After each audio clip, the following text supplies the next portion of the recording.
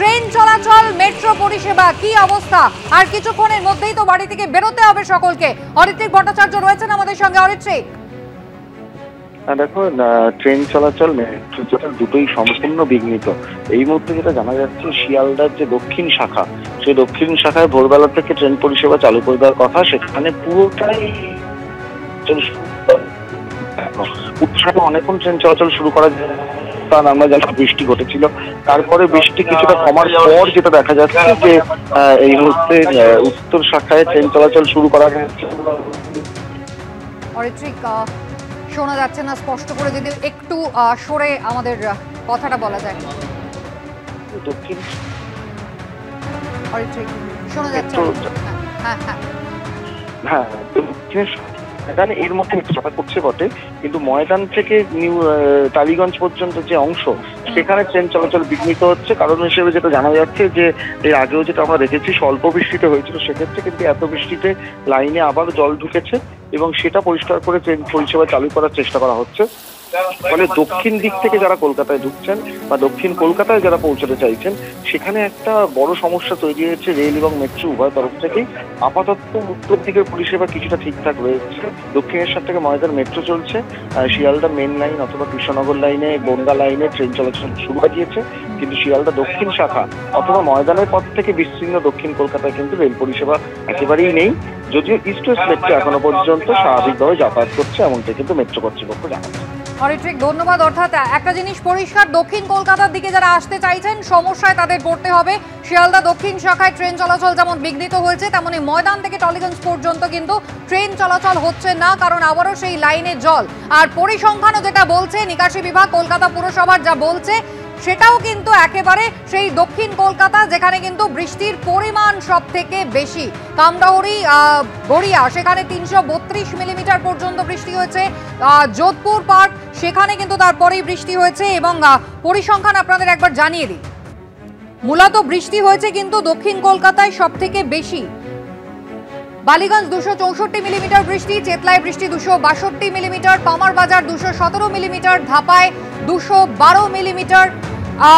শুরু থেকে একবার আপনাদের বলি, একেবারে শুরুতে কামরাহরি গড়িয়া 332 মিলিমিটার বৃষ্টি, যোধপুর পার্কে 285 মিলিমিটার বৃষ্টি, কালীঘাটে 280.2 মিলিমিটার বৃষ্টি, তপসিয়ায় 275 মিলিমিটার বৃষ্টি হয়েছে।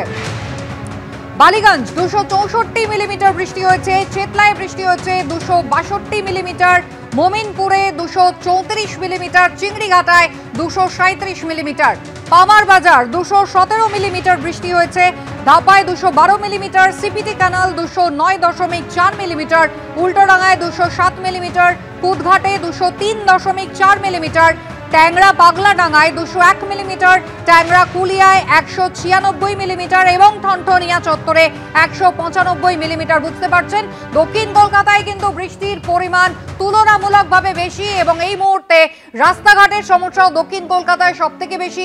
ইএম বাইপাস থেকে শুরু করে সর্বত্রই কিন্তু জলের তলায় চলে গিয়েছে এলাকা। এবং তার পাশাপাশি শিয়ালদা দক্ষিণ শাখায় ট্রেন চলাচল যেমন বিঘ্নিত, তেমনি যারা মেট্রো ট্রাভেল করার চেষ্টা করবেন তাদের জন্য জানাই, ময়দান থেকে টলিগঞ্জ পর্যন্ত লাইনে জল জমেছে, মেট্রো চলাচল করছে না। তবে ইস্ট ওয়েস্ট মেট্রো কিন্তু স্বাভাবিকভাবেই চলছে। সাউদার্ন এভিনিউ এর ছবি দেখতে পাচ্ছেন।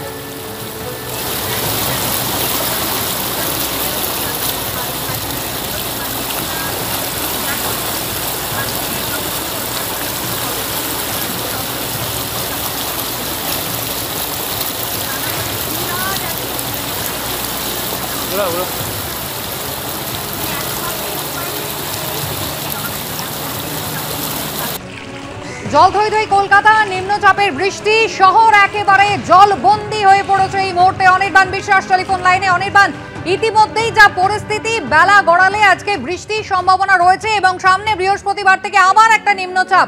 কি হতে পারে আজকের পূর্বাভাস, আজকের আপডেট কি রয়েছে? কলকাতা পুরসভাই বা কতটা চেষ্টা করছে জল নামাতে? কুসুমজি, তোমাকে প্রথমে জানিয়ে রাখি যে এখনো পর্যন্ত আবহাওয়া দপ্তরের তরফে যে পূর্বাভাস দেওয়া হচ্ছে, তাতে কিন্তু কলকাতা সহ গাঙ্গেয় পশ্চিমবঙ্গের প্রায় সব জেলাতেই কিন্তু হালকা থেকে মাঝারি ধরনের বৃষ্টি হবে এবং এই বৃষ্টি কিন্তু দিনভর চলবে এবং সঙ্গে মেঘলা আকাশ থাকবে, এমনটাই কিন্তু আবহাওয়া দপ্তরের তরফে বলা হচ্ছে। এবং কলকাতা পুরসভার তরফে এই আবহাওয়া দপ্তরের কাছ থেকে পূর্বাভাস পাওয়ার পরই কিন্তু নড়ে চড়ে বসেছে কলকাতা পুরসভা। রাত থেকেই কিন্তু কলকাতা পুরসভার যে সমস্ত নিকাশি বিভাগের কর্মীরা এবং আধিকারিকরা তারা সর্বত্র কাজ করছেন। বিভিন্ন জায়গায় কিন্তু এই মুহূর্তে যে পোর্টেবল পাম্প, সেই পাম্প লাগিয়ে জল নিষ্কাশনের একটা চেষ্টা করা হচ্ছে।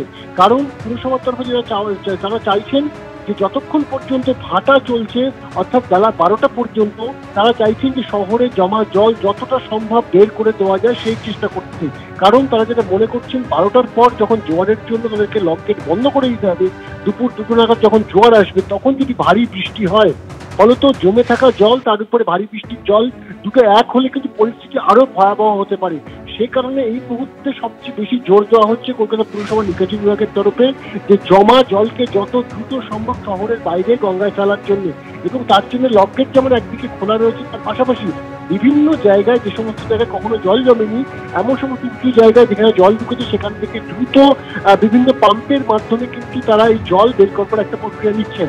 আমরা যে খবর পাচ্ছি কলকাতা পুরসভা সূত্রে যে গত 5 ঘন্টা মূলত 12টা থেকে 5টার মধ্যে যে বৃষ্টিপাত হয়েছে কলকাতা শহরে তা কিন্তু ইদানিংকালে রেকর্ড, এবং এই রেকর্ড কিন্তু এই কারণে বলা হচ্ছে কারণ সর্বশেষ যে তথ্য পুরসভার হাতে এসে পৌঁছেছে যে 332 মিলিমিটার বৃষ্টি হয়েছে গড়িয়ার, সেই বৃষ্টি কিন্তু এর আগে শেষ কবে হয়েছে সেই তথ্যও কিন্তু পুরসভার কাছে নেই। এবং পুরসভার যে ইদানিংকালের ইতিহাস সেই ইতিহাসে কিন্তু এই 5 ঘন্টার বৃষ্টি এখনো পর্যন্ত রেকর্ড। তার পাশাপাশি দ্বিতীয় সর্বোচ্চ বৃষ্টি হয়েছে কিন্তু যোধপুর পার্কে, এবং যোধপুর পার্কে 285 মিলিমিটার বৃষ্টি হয়েছে। এই যোধপুর পার্কে বৃষ্টির জন্য একদিকে যেমন যোধপুর পার্ক তার পাশাপাশি কিন্তু গলফ গ্রিন, অন্যদিকে বিজয়গড়, শক্তিগড়, এই বিভিন্ন বিস্তীর্ণ অঞ্চল সেখানেও কিন্তু ব্যাপকভাবে জল ঢুকেছে বিভিন্ন লোকের বাড়িতে, এমনকি ফ্ল্যাটের একতলা বেশ খানিকটা অংশ করে ঢুকে রয়েছে। প্রচুর গাড়ি কিন্তু ক্ষতিগ্রস্ত হয়েছে, যেমনটা আমরা জানতে পারছি প্রচুর বাড়িতে রাখা পার্কিং করে রাখা গাড়ি, সেই গাড়িগুলির ভেতরে জল ঢুকেছে। স্বাভাবিকভাবে এত ব্যাপক মাত্রায় বৃষ্টি সেটা কিন্তু পুরসভাও তাদের কিন্তু কল্পনাতীত।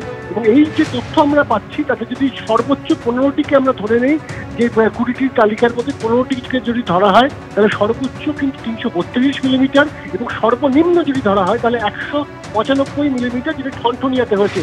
গোটা কলকাতা এই মুহূর্তে কিন্তু কার্যত জলের তলায় রয়েছে, এবং পুরসভার তরফে যা চেষ্টা করা হচ্ছে যে ম্যানহোলের বুকগুলো খুলে বাড়তি জল দ্রুত যাতে বের করে দেওয়া যায় সেই চেষ্টা, এবং বিভিন্ন জায়গায় যে সাকশন গাড়িগুলি রয়েছে পুরসভা সেগুলোকেও কাজে লাগানো হচ্ছে।